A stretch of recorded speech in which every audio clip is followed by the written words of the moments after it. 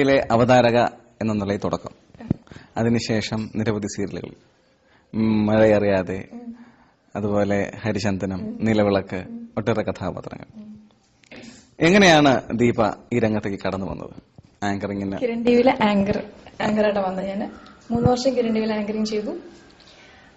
അത് കഴിഞ്ഞാൽ ഈ KK രാജ് സാറ് കണ്ടിട്ട് വിളിക്കുന്ന മഴയറിയാതെ കിരൺ ടിവിയിലെ പ്രോഗ്രാം കണ്ടിട്ടാണ് വിളിക്കുന്നത്. കാരണം ചെറിയൊരു കുട്ടിയാണ് അതിൽ ചെയ്തുകൊണ്ടിരുന്നത് മഴയറിയാതെക്കകത്ത്. അപ്പൊ അതിന് തുല്യമായിട്ട് നിൽക്കുന്ന ആ ഒരു പ്രായമായിരുന്നു എനിക്ക്. അപ്പൊ കിരൺ ടിവിയിൽ നിൽക്കുമ്പോ ജസ്റ്റ് എക്സിക്യൂട്ടീവ് ചാനൽ മാറ്റി പോയപ്പോഴത്തേക്ക് എന്നെ കണ്ടു.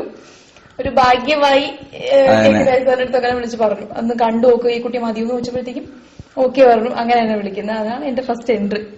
അവതാരക എന്നുള്ള നിലയിലല്ല, ഒരു നടി എന്നുള്ള നിൽക്കുമ്പോൾ കഥാപാത്രത്തെ നമ്മൾ ഉൾക്കൊള്ളണം. മറ്റേത് അവതാരകയായിരിക്കുമ്പോൾ ദീപ തന്നെയാണ് ക്യാമറയ്ക്ക് മുമ്പിൽ.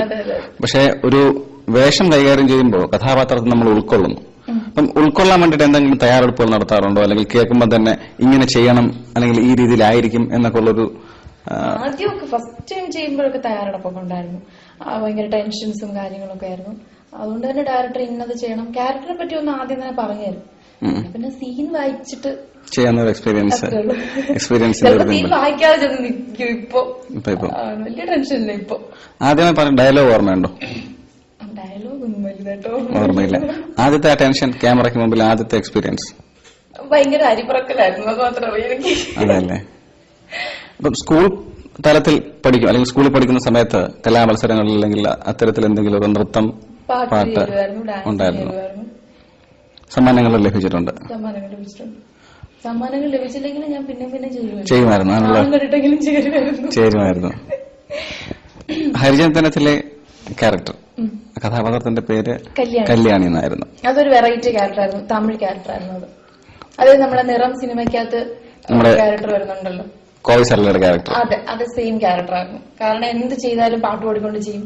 ഫുൾ തമിഴായിരുന്നു അതിനകത്ത്. തമിഴ് പഠിച്ച് തമിഴിൽ മാറി മലയാളം പഠിച്ചു വന്ന ക്യാരക്ടറായിരുന്നു. Full half Tamil half Malayalam character. Tamil നേരത്തെ പഠിച്ചിട്ടുണ്ടോ? തമിഴ് എന്തെങ്കിലും സംസാരിച്ചിട്ടുണ്ടോ? എങ്ങനെയായിരുന്നു?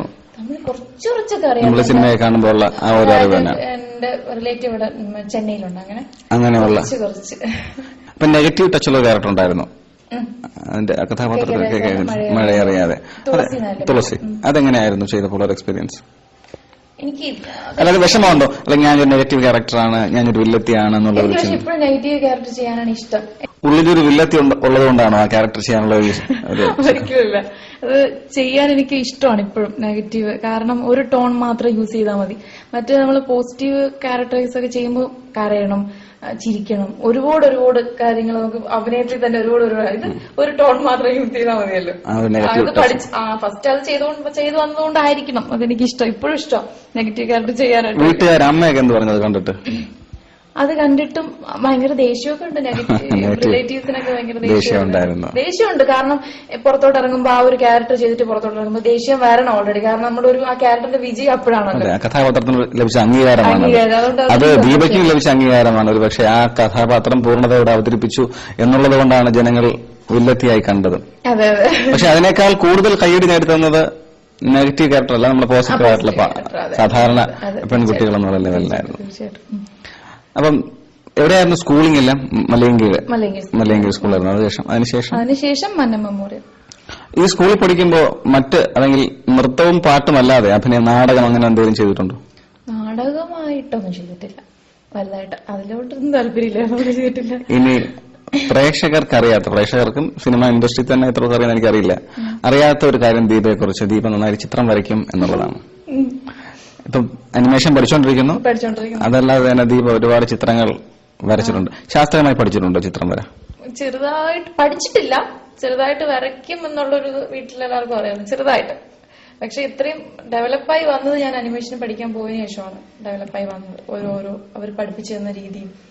ഇപ്പം ഏതൊക്കെ ചെയ്ത് എന്താണ് ഇപ്പം 2D ആണ് പഠിച്ചത്? 2D ആണ് എനിക്ക് ഇഷ്ടമാണ്. 2D ആണ് ഞാൻ കംപ്ലീറ്റ് ചെയ്തിട്ടിരിക്കുന്നത്. നമ്മൾ വരയ്ക്കുമ്പോ കഥാപാത്രങ്ങളുടെ എക്സ്പ്രഷൻസ് ചെറുതായിട്ട് നമുക്കാണെങ്കിൽ വളരെ മൈന്യൂട്ടായിട്ട് നമുക്ക് അതിനകത്ത്. അപ്പം ആ ഒരു ചിത്രം വര അഭിനയത്തിൽ സ്വാധീനിച്ചിട്ടുണ്ടോ, സഹായിച്ചിട്ടുണ്ടോ? തീർച്ചയായിട്ടും. ഇന്ന ഒരു ലുക്ക് കൊടുക്കുമ്പോ ഇന്ന റിയാക്ഷൻ ആണെന്നുള്ളത് തീർച്ചയായിട്ടും അത് ചിത്രം വര വലിയൊരു സഹായകമായിട്ടാണ്. ചിലയിടത്ത് പറഞ്ഞിട്ടുണ്ട്. ചില ഇപ്പൊ ഞാൻ നിലവിളക്ക് ചെയ്യുന്നുണ്ട്, സൂര്യ ടിവിക്കകത്ത് നിലവിളക്ക് ചെയ്യുന്നുണ്ട്. അതിനകത്ത് ഇതേപോലെ സാറ് പറഞ്ഞിട്ട് ചിലപ്പോ വരച്ചു കൊടുക്കുമായിരുന്നു. ഞാൻ മൊബൈലിലൊക്കെ വരച്ചു കൊടുക്കുമായിരുന്നു. എനിക്ക് ചിത്രം വരയ്ക്കും എന്നുള്ളൊരു അവിടെ അമ്മ പറഞ്ഞിട്ടുണ്ടായിരുന്നു, അങ്ങനെ വരച്ചു കൊടുക്കുമായിരുന്നു. പക്ഷെ മൊബൈലിൽ നമ്മൾ വരച്ചു കൊടുക്കുമ്പോഴത്തേക്കും ടച്ച് സ്ക്രീൻ അല്ലേ, നമ്മള് ഡീറ്റെയിൽ ഡ്രോയിങ് ചെയ്യാൻ പറ്റത്തില്ല ഫേസിന്. അപ്പൊ ഇതുവരെ ഞാൻ കംപ്ലീറ്റ് ചെയ്ത് കൊടുത്തിട്ടുള്ളൂ. അതിനെപ്പോഴിപ്പോ കളിയാക്കുന്നുണ്ട് എന്നെ. അതുപോലെ ചിത്രകാരിയായ ദീപ, നർത്തകിയായ ദീപ, ഉള്ളിലൊരു പാട്ടുകാരിയും ഉണ്ടെന്ന് പറഞ്ഞു കേട്ടിട്ടുണ്ട്. ചെറുതായിട്ട് സാരംഗ് ടിവിയിലെ പ്രേക്ഷകർക്കും നമുക്ക് എല്ലാവർക്കും വേണ്ടി ഒരു 2 വരി പാട്ട് ഏതെങ്കിലും. 2 വരി പാട്ട്. കേട്ടറിഞ്ഞ വാർത്തയൊന്നും സത്യമല്ല പൊന്നേ.